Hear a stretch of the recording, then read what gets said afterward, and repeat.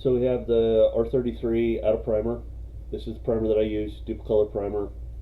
I use all the different colors, whether it be light gray, dark gray, black, white. Depending upon what your primer is, depends on what your end color will end up being as well. So this is the one that I use. I really like it. It works well.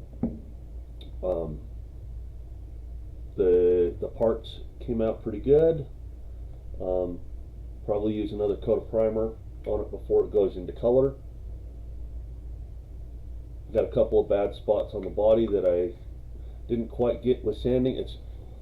It's not real easy to see, but I got a little mold line here and here that I need to get a little bit better. A little right there that I need to get a little better, and I need to sand across front. It's a little rough. So other than that, it should be good. So I'll get those sanded up here now, and we'll go into color. So this here is part of the process where you don't want the oils off your hands to get on the body. So I've gloved up for this one, just regular nitrile gloves. You can pick them up at Harbor Freight, Amazon. I get these through work.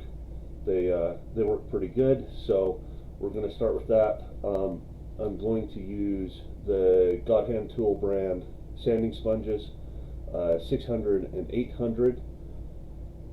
I started out by sanding the body completely with 800 before primer, but a little bit of touch-ups here.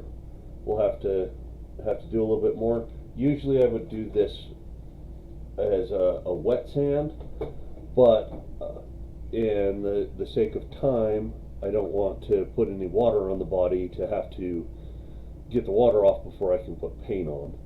So you just kind of set it up there and just nice and soft, let the paper do all the work, and it will very quickly cut through that primer and get you down to the smooth coat that you're looking for. With the amount of clear I will probably put over this, it'll probably cover all of the extra sanding scratches when I get done. So just nice and easy. Give her a good sand. The 800 or the 600 does a really good job of attacking it quite aggressively, and then just use the 800 to make it nice and smooth. You can do the whole body in the 800 again if you would like.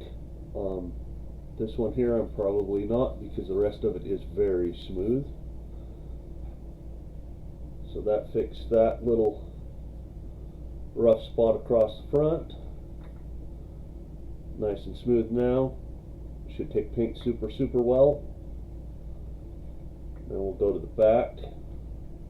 And the advantage to doing it wet is the water will clean out the sanding sponge so it doesn't plug up quite so quick, and that's going to be the problem that I run into here. Take it off the stand for now, and this here I'm going to have to be a little more aggressive on to get through that mold line that I didn't get all the way. That's why you got to look at them afterwards and make sure you're happy with it before you go and put another layer on, because the more layers you put, the more layers you got to sand through to get it down. So